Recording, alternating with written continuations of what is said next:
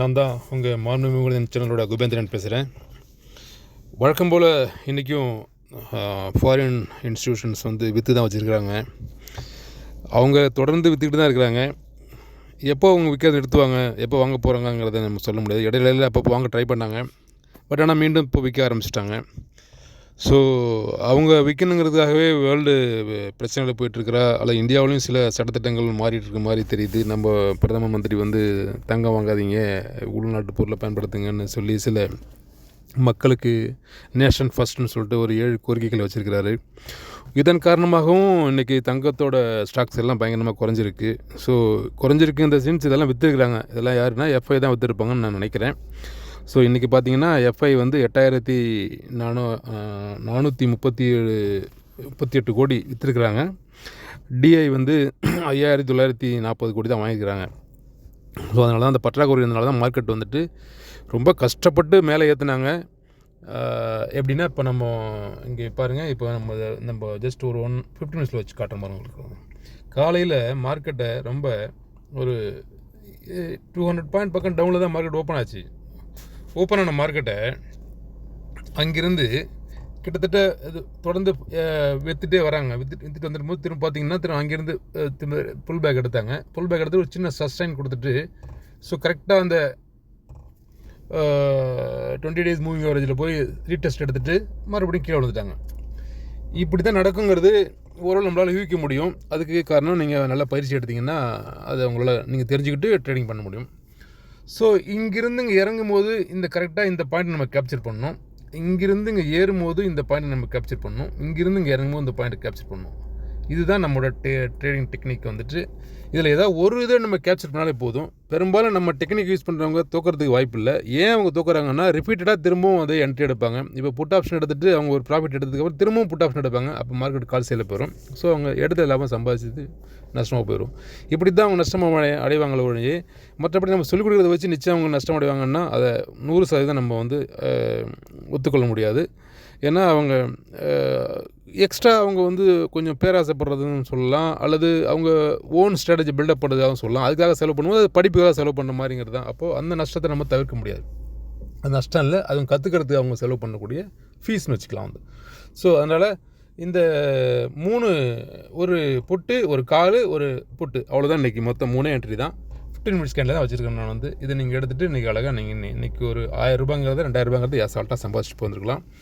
நான் நேற்றே வந்து உங்களுக்கு இந்த ரெட் லைனில் போட்டு வச்சுருந்தேன். இதை நான் இப்போ போடல, நேற்றே போட்டு வச்சேன். இதுதான் சப்போர்ட்டுங்க தான் வந்து எடுப்பாங்கன்னு சொல்லிட்டு கரெக்டாக 23,800 தான் சப்போர்ட் எடுத்தாங்க வந்து. இந்த சப்போர்ட் உடஞ்சின்னா இன்னும் பயங்கரமாக இருக்கும் ஃபால் வந்து. அதே மாதிரி மேலே ரெசிஸ்டன்ஸும் போட்டு வச்சேன் நான் வந்து.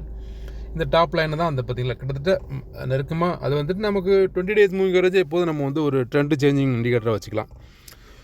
ஸோ இப்படி ஒவ்வொரு மூமெண்ட்ஸ்க்கும் வந்து நமக்கு இதை 5 மினிட்ஸில் வச்சிங்கன்னா மூமெண்ட்ஸ் வேறு மாதிரி கிடச்சிடும் உங்களுக்கு. பார்த்தீங்கன்னா 5 மினிட்ஸில் பார்த்தீங்கன்னா இந்த 5 மினிட்ஸை பார்த்தா நம்ம ஏமாறுறது. காரணம் 5 மினிட்ஸை பார்க்கும்போது நமக்கு இந்த சின்ன சின்ன கேண்டிலோட ஏற்ற இறக்கங்களை வச்சுட்டு நம்ம என்ன செய்வோம்னா அடிக்கடி கால் போட்டு வாங்கி நம்ம காசை இழந்துட்டு நம்ம நஷ்டத்துக்கு போவோம்.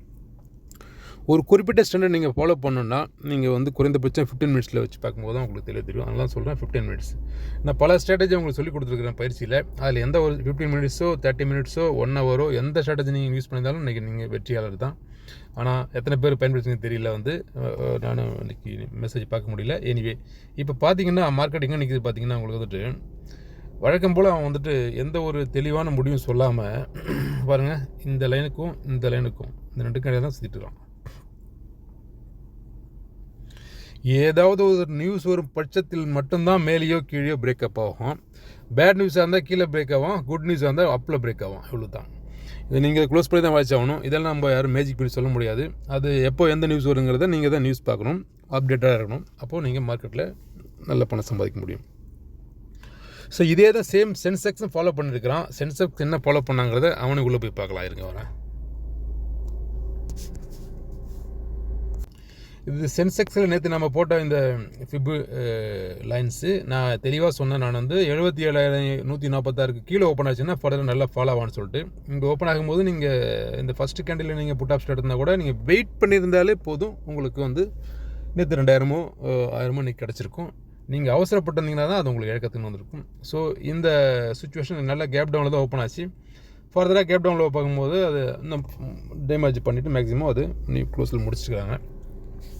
இன்னும் எவ்வளோ டேமேஜ் பண்ணுவாங்கிறத நாளைக்கு கிஃப்ட் நிஃப்டி எங்கே ஓப்பன் ஆகும் அப்படிங்கிறத பொறுத்து நம்ம சொல்லலாம். அல்லது இதுக்கு அடுத்ததாக இருக்கிற சப்போர்ட் பார்த்திங்கன்னா இந்த சுச்சுவேஷனு இது எப்படி இங்கே ஹேண்டில் பண்ணுதுன்னு இந்த ஃபிபனாசி நம்ம அழிச்சிருவோம். நம்ம புது ஒரு ஃபிபனாசியை போடுவோம். அந்த ஃபிபனாசி என்ன நமக்கு சொல்லுதுன்னா, இந்த இங்கே நீங்கள் இந்த இதுக்கு போட்டுக்குங்க, இந்த லோக்கும் இந்த ஹைக்கும் போட்டுக்குங்க. இதை போட்டிங்கன்னா உங்களுக்கு ஃபிபனாசி இப்படி வச்சுப்போம். இப்போ பாருங்கள், இந்த ரீடெஸ்டிங் எடுத்துகிட்டு போனால் மட்டும்தான் மார்க்கெட் வந்து ஃபர்தராக ஆக்சுவலாக வந்து ஓவரால் வந்து இங்கே ஒரு புல்லிஷ் தான் கொடுத்துருக்குறான். அந்த பாயிண்ட் பாருங்கள், இது வந்து நமக்கு புல்லிஷ் சிக்னல் கொடுத்துருக்கலாம். புல்லிஷ் சிக்னல் கொடுத்துட்டு இங்கேருந்து மேலே கொண்டு போனவன் திரும்ப ஒரு ரீடெஸ்ட் எடுத்துருக்கலாம். ரீடெஸ்ட் இது வரைக்கும் வந்துட்டு போகும்போது ஃபர்தராக நல்லாயிருக்கும். இந்த ரீடெஸ்ட்டோட பாயிண்ட் வந்து 75,456. இது ஆல்மோஸ்ட் இந்த வாரம் வியாழக்கிழமை வரைக்கும் இதுக்குள்ளே வச்சு அவங்க மேலே கீழே ஆட்டிட்டு கொண்டு போயிடுவாங்க. ஸோ பார்த்துக்குங்க. அதிகபட்சம் 74 வரைக்கும் வரது கூட வாய்ப்பு இருக்குது. இந்த 74,500 வரைக்கும் வரது கூட வாய்ப்பு இருக்குது. ஏன்னா அவங்க வீக்கி வச்சு கூட மேலே போயிடுவாங்க.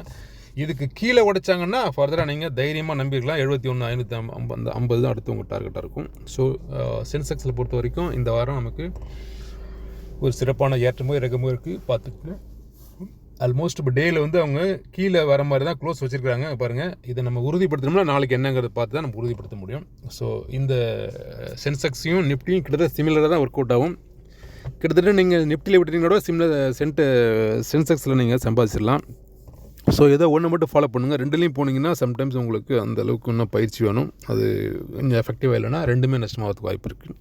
ஸோ எப்படி அந்த ட்ரெண்டை ஐடென்டிஃபிகேஷன் பண்ண ட்ரெண்டை எப்படி நம்ம என்ட்ரி எடுக்கணும், எப்படி எக்ஸிட் எடுக்கணுங்கிறதெல்லாம் வந்து உங்களுக்கு வாராந்திர பயிற்சியில் நம்ம இலவசமாகவே சொல்லிக் கொடுக்குறோம் நம்ம மக்களுக்கு.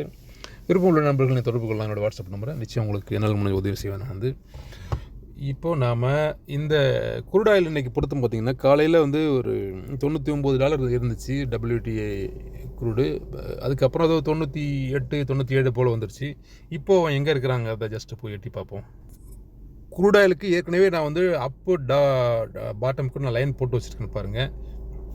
இந்த லைனுக்குள்ளே தான் சுத்தமான ஏற்கனவே சொல்லியிருக்கிறேன் உங்களுக்கு. அதுதான் நடந்திருக்கு இன்றைக்கி வந்துட்டு. ஃபர்தராக அவன் மேலே போகணும்னா குரூட் ஆயிலை பொறுத்த வரைக்கும் நமக்கு இப்போ பார்த்திங்கன்னா அவன் ஒரு அப் ட்ரெண்ட் போகிறதுக்கான சாத்தியக்கூறுகள் தான் அதிகமாக இருக்குது. பார்த்திங்கன்னா அந்த இதுக்கு இங்கே வந்து ரீடெஸ்ட் எடுத்துட்டான். ஃபர்தராக அந்த மேலே தான் போவான்.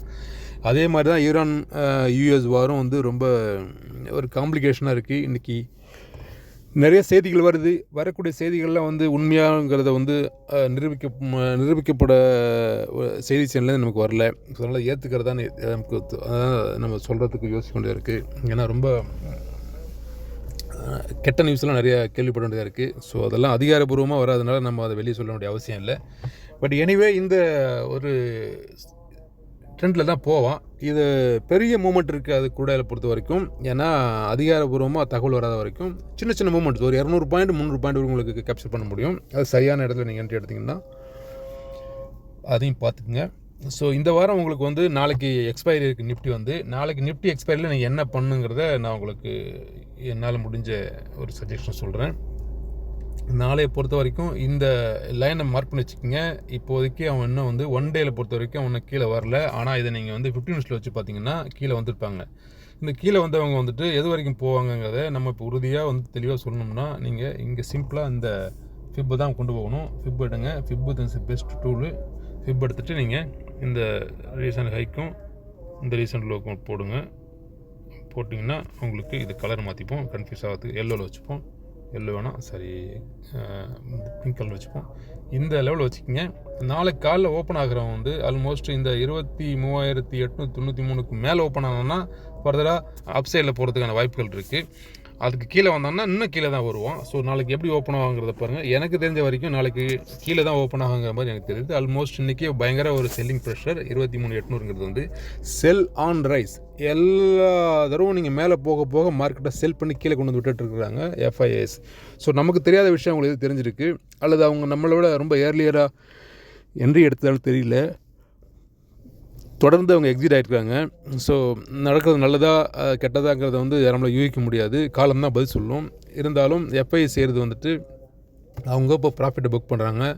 எப்போதும் ஒரு விவசாயம் பண்ணுறவங்க வந்து அறுவடை காலங்களில் அறுவடை பண்ணலன்னா அதை காக்கா குருவிங்க சாப்பிடுவாங்க. அதே மாதிரி போல் தான் வந்து இந்த அவங்க முதலீடு நீங்கள் என்ட்ரி எப்போ எடுத்தாலும் அதோடைய வருமானம் வரும்போது, லாபம் வரும்போது அதில் ஒரு பங்கு நீங்கள் எடுக்கணுங்கிறது தான் வந்து நியதி.